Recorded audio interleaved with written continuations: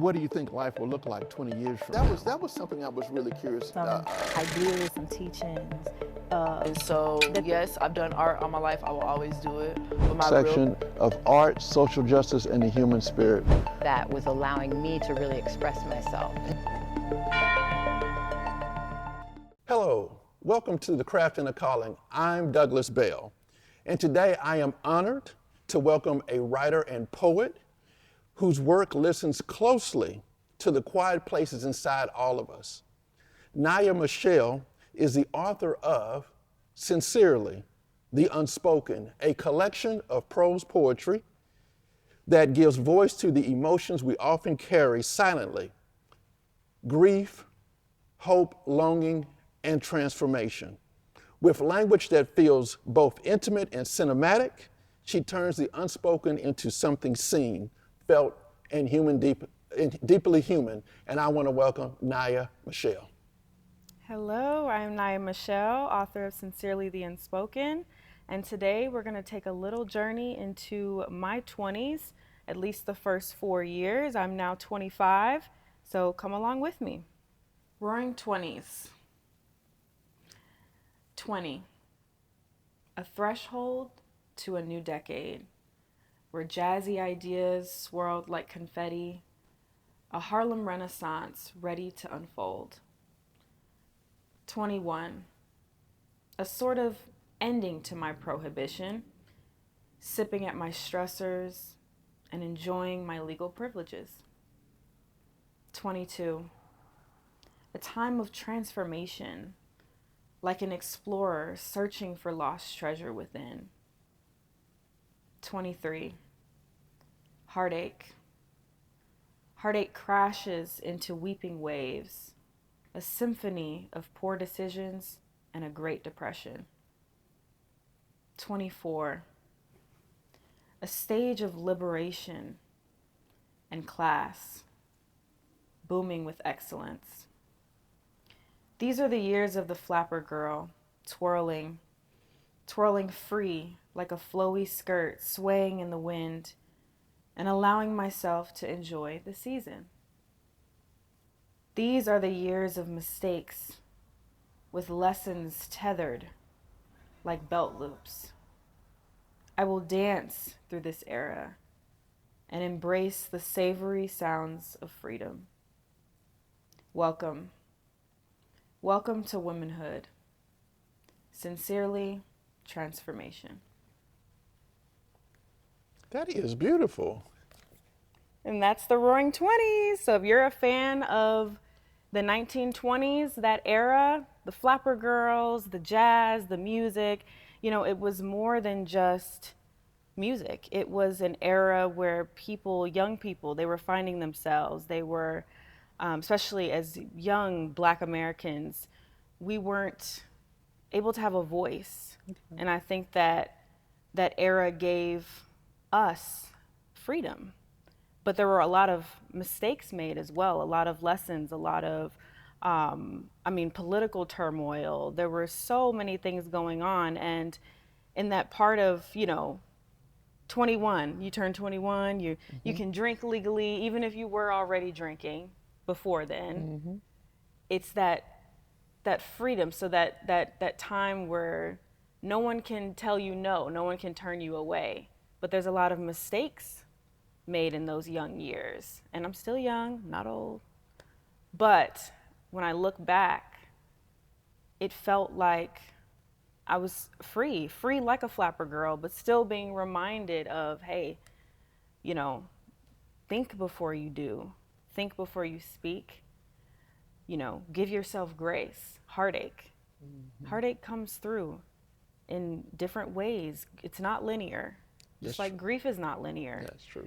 And so I think, the Roaring 20s, they roar in ways that are powerful. They roar in ways that are sometimes hurtful, but also freeing. So I was listening to you, and you definitely took me back to, I was going to say my heartache at 23, at 24. So you did remind me of that. So before we get into our conversation, I have to ask, so how did this all come about? Long journey of love, pain, and a little bit of joy thrown in there. Okay. Reflection. I think for about 8 years, I needed something that would make me feel grounded and keep me from spiraling. I had a journey with some mental health battles through anxiety and depression. I was on antidepressants for 8 years. And during those 8 years, I spent a lot of time writing. And not just writing, but creative writing. And so I'll tell the story actually. I had a mentor who asked me, hey, so what is your outlet? What do you like doing? And I said, I love to write. And of course, everyone's answer is, or their question is, oh, you must keep a journal. I said, well, kind of like a journal, but more so creative writing, telling a story through metaphors, similes, analogies. Everything was very symbolic for me. Just water, air, fire. You know, everyone talks about zodiacs, and you know that's maybe some people believe in that, but for me, everything has meaning. And I would take what I felt had meaning, and I would relate it back to my experiences, and that's how I would write. And she said, well, let me read it. I said, no. I was like, no. You know, I kept it in a box. It would collect dust. I was like, nobody can read this. Right. And then one day I built up the courage, Douglas, and I said, you know what? I'm going to share it. I'm going to send it to her. She responds back a week later in all caps in an email. I kid you not. She goes, what are you doing? Why aren't you putting this out? Everybody needs to read this. People will resonate with it. And I said, okay, so I spent all of last year completing it and putting it out to the world. And here we are. Okay, all right. Yeah, Yes, sir. yeah, you know, putting something out in the world takes a lot of courage. Yes. You know, if nothing else, when you put it out in the world, you don't know how it's going to come back to you. And that is extremely level of vulnerability that you have to get used to. In this particular profession, for what it's worth. Okay, so here's our conversation today. The way this is going to be set up is kind of you've got a series of 3 choices, and you get to choose 1, 2, or 3, and which one you choose is going to be your question. Okay, so Gotcha. So we're going to start on art and origins. So question 1, 2, or 3. Question 3. Question 3, okay. What drew you to poetic prose instead of traditional poetry or narrative? And how does that form let your voice unfold? Ooh, I like that question. I think with poetry, it's one of those genres that doesn't pull everyone in. And I think the reason why is because sometimes it's too rhymey. And maybe everyone doesn't like the rhymey approach, and they just want to read the words and still connect to it, but some people don't need it. So I said, okay, what about free verse? Let's try free verse where everything doesn't rhyme. It's more open. You have a few monoscripts thrown in there, which are just short periods in between a poem.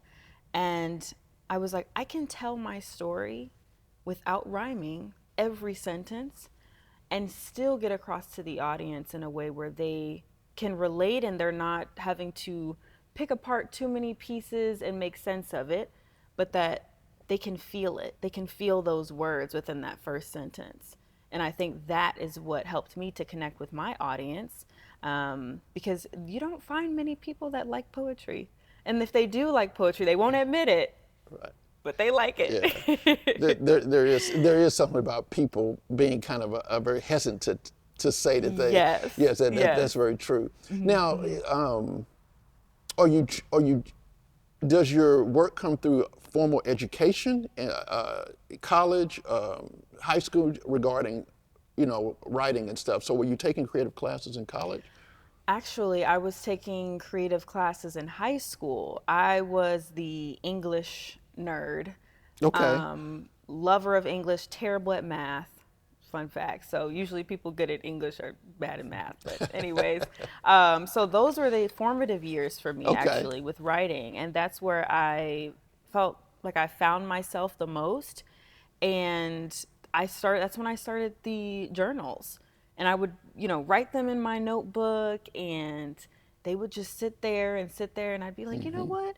And it didn't dawn on me until about age 20, 21, where I was like, I'm actually kind of talented. It's like, I'm actually kind of good at this.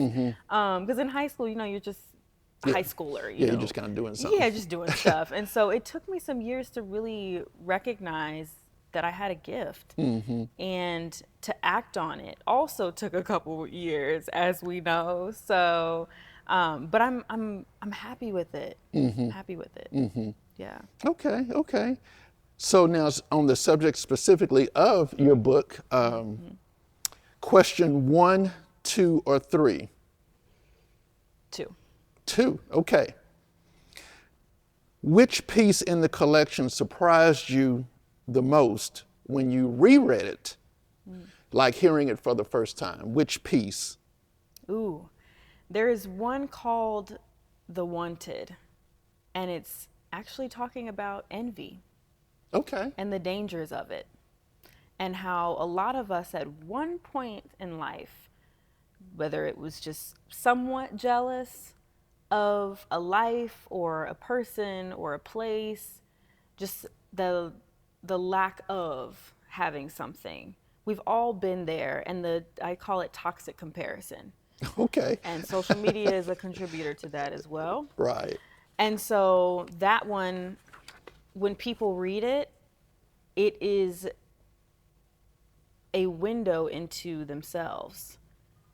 Because there's times in our life where, oh man, I wish I had that, or this person just got married, and you're with someone who won't even let the thought, entertain the thought.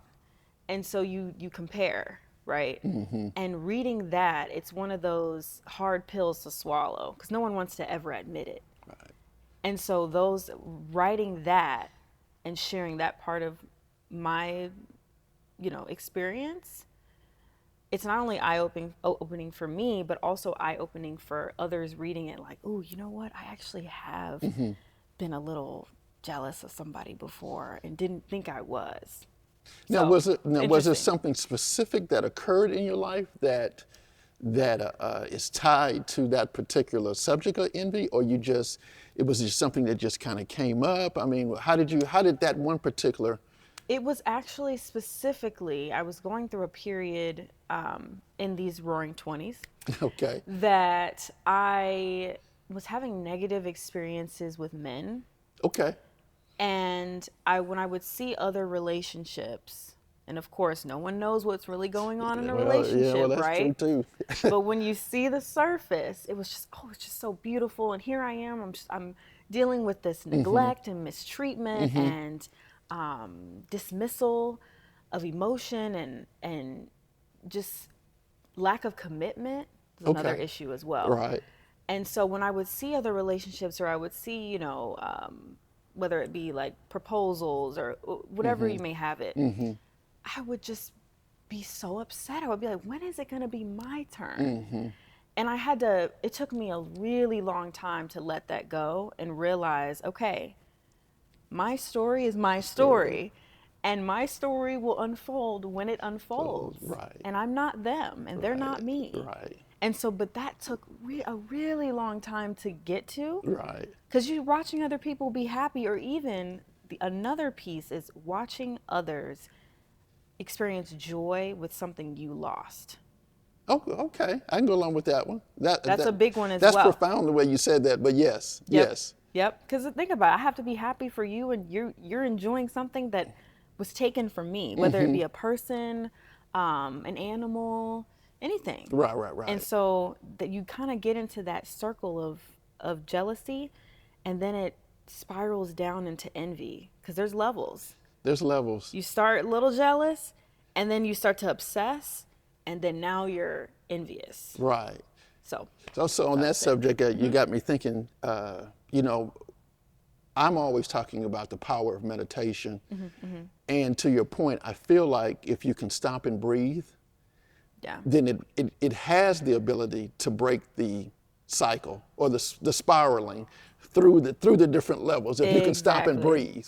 So I totally agree with you that you do have the ability to stop it from getting all the way down to envy. Yes, yeah, exactly. You There's know, a point. it doesn't have to go all the way down there, but so that's interesting. Okay, all right. Yes, yes. So let's see now our next one on the subject of emotions, metaphors, and healing. Question 1, 2, or 3. Let's go 1. You want to go with 1 this time? Okay. All righty. How do metaphors act as bridges to your inner world? Is there one metaphor in this book that feels like your personal key? I would say specifically the metaphor about water. Okay. Water being a source of renewal, energy. It's something we need, right? Correct. We can't live without water. We cook with it. We clean with it. A lot of ingredients, a lot of products have water. We're We 70% bathe in it. water. We are 70% water. And there was a point in my life where I felt as though I was the provider. Mentally, emotionally, in relationships, always being the one checking in all the time, Okay. checking in on people. How are you doing? How you doing? And, you know, no one ever gives back. Okay, you didn't feel like you were being It replenished. was never replenished. It wasn't reciprocated. And water, when you think of water, it's a resource, right? All it does is give, give, give, give, give, give, give. And it technically doesn't need anything, but there are things that complement it. The earth, the plants need it. But does water need plants? Not really. But when does water ever get a break? You think about it, it's always working, it's always providing, it's always doing something. No break, nothing in return. Okay. And so I felt like water Okay. for a long time. I know that maybe some people might not get that, but for No, me in my brain, yeah, I'm like, yeah, you know no, what? no. I feel like water. I feel like I'm always providing in some way. And most of the time in an emotional way, because I'm always the one that's, oh, Naya's the empath. She's the one that's, she's the one that's going to be the teddy bear and she gets it. And, but no one would ever, Naya, how are you? How you doing? You doing okay? And that gets draining in relationships. But I'm water, so I have to, right. that's my role. I have to give that. Right. So yeah, I think that's how I would describe that. That's you did a good job of explaining that. You did a good job of explaining that. Okay. On the subject of personal journeys and identity, question 1, 2, or 3. Let's go down to 3. You want to go down to 3? Okay, I see a pattern here. Yep. 3, 2, 1. All righty. If you could take your younger self into the world of this book, what single line would you read to her first? Ooh. Yeah, that's a good one. That's If a you good could take one. your younger self into the world of this book, what single line would you read to her first? Can I pull Yes, something? yes. So I've got a poem called Timeline on page 85 of Sincerely the Unspoken. And the one line I would read to my younger self would be, the woman of tomorrow is an elevated version of my present self. Her life is a tapestry of love and happiness. Because I went through a year, very, very long time, struggling with the uncertain and feeling trapped in what I don't know, afraid, ambiguity, fear of ambiguity, right? Just needing to know, always needing to know what's going to happen, the future, and where am I going to be? Who am I going to be? Where am I? And it would cause so much anxiety and almost pre-planned anxiety, Right. which I don't think we talk about often, is we actually plan our anxiety ahead instead of just relaxing in this is the present moment, this is who you are. Correct. You're growing, you're developing, and it took me a long time to just accept that growth is also not linear. I'm going to talk about things being linear often here today. But growth is one of them. It goes up and down. You might be here one day, you're here the next day, and that's okay. We're not robots. So that's what I would read to my to my younger self. Yeah, no, you're totally right that about uncertainty. And I know for myself, for a long time, I definitely have struggled with how things were going to turn out, and it created you from not taking any risk because you were concerned about how this was going to turn out. Yeah. And true enough, that may have been based on some histories or whatever, but at the same time, I do think you make a really good point about we create these anxieties in our minds because of all of the things that I would say connotations attached to these outcomes, these risks, things like that. No, you're totally right. Okay, I like that one. Okay. On the subject of connection and impact, question 1, 2, or 3. Are we following the pattern? 2. Okay, we're following the pattern. Okay, yeah. All righty. Okay. Has a reader ever sent you a response that reshaped how you think about your own writing? In a positive or a negative way? I think either way. Either way. The biggest comment I think I can pull from is everyone has said, I can only read your book in sections because it is so heavy. And not only is it heavy, but it is a lens deep into you as a person. And it even pulls some things out of people that are negative, that they don't like about themselves. Okay. And so when you think about it, who wants to reflect in a negative way, right? Correct. You know, Correct. if you want to reflect about yourself, you want to be like, oh, you know what? I'm killing it. I'm doing so amazing. I got this going on, you know. But then no one wants to talk about how maybe you fail to show up for people sometimes. Or maybe you can be a little condescending sometimes. Maybe you can be a little absent. Nobody wants to hear those things. Correct, you know what I mean? Yes. It's like, feedback is a gift, but it's also, it's challenging to look into yourself. So I would say that's the most frequent common comment that I see. So with that being said, is that forcing you to change how you're writing things because you don't want people to do that, or is it getting you to double down on that? I think double down. Okay. Because I think growth definitely comes from discomfort. That is true. And that's what the hard truth that I've had to learn.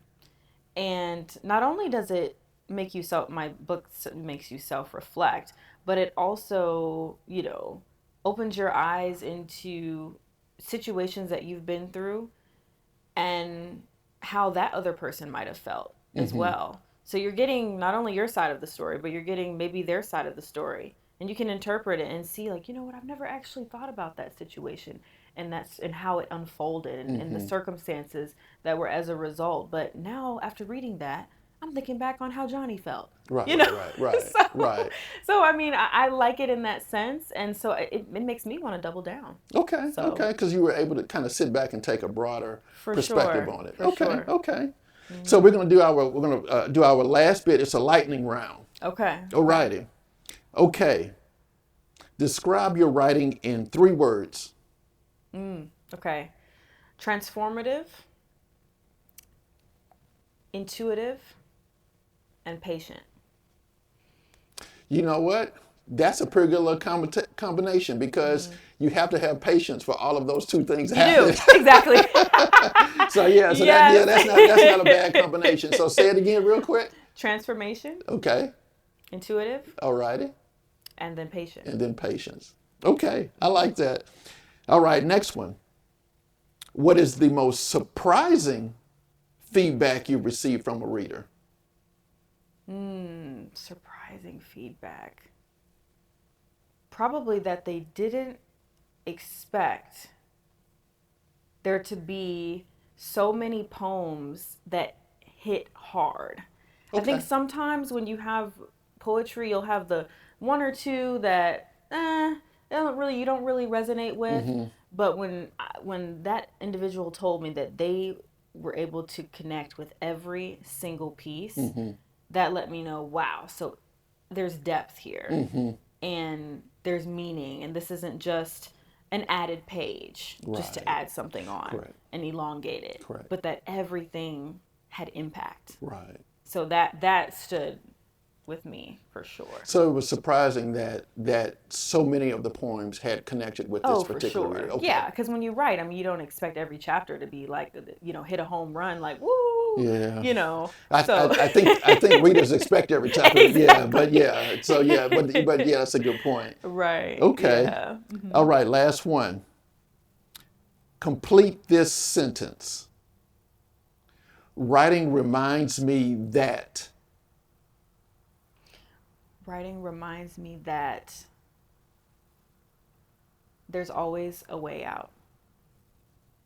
Okay. Okay, Yes. expand on that one just a There's little bit. always a way out. That sometimes and I'll speak to specifically anxiety and depression, you fall into this deep, dark bubble that is so dark that it feels like nobody can see you. It's pitch black. Okay.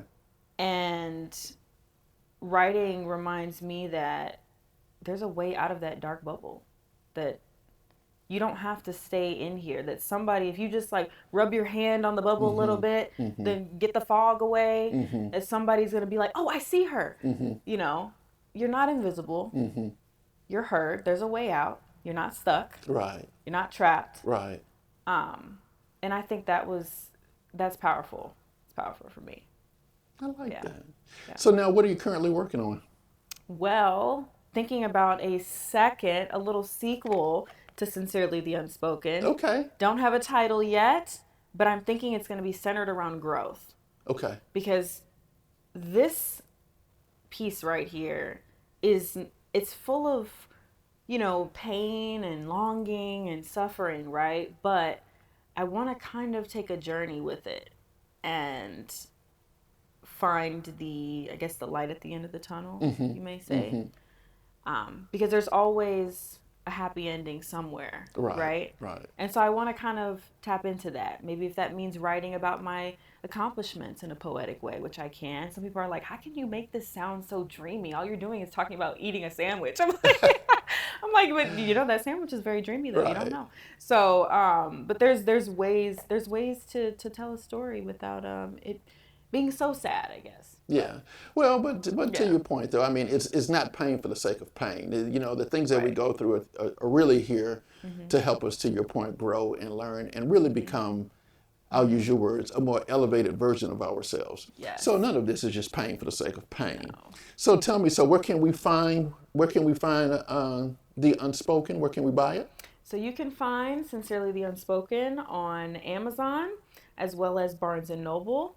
And one day she will be in stores for you to touch and hold and grab a ton of copies and fill it up like a whole warehouse.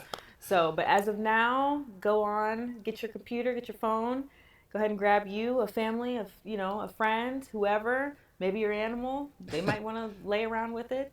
And yeah, enjoy it. And your social media? You can find me on Instagram at niy.so.wavy, like a wave, like water. Okay. You can find me quick and easy that way. Facebook as well. Just type in my first and last name, Naya Blau, but I go by Naya Michelle is my pen name. And yeah, my email, sincerelytheunspoken@gmail.com. Get me there. Would love to hear reviews as well after you read it. And yeah, I would love to chat. I would love to meet more people. Well, thank you for spending time with me. Yes, anytime. Yeah. Thank you for having me. Yeah, this is good. It's because we met at the Texas Indie Book Fair. Yes, we did. Yes, we did. And that was back in October. Yeah. Yep. So I'm glad you were able to come and sit and talk with me for a little while. I'm so happy So to be thank here. thank you very much. I want to say I'm Douglas Bell. I hope you enjoyed my conversation with Miss Naya. Please follow me, subscribe. You can find me at douglasbellbooks.com as well as Facebook, Instagram, and Twitter at Douglas Bell Author. So thank you for watching and take care. Bye. If this conversation spoke to you, don't keep it to yourself. Drop a comment below and let us know your favorite part of the interview, or share what poetry means to you. Hey, and if it inspired you, hit the like button and share this video with someone who needs to hear it. Let's keep the power of words alive by spreading these stories far and wide. Don't forget to subscribe and turn on the notifications so you'll never miss a beat.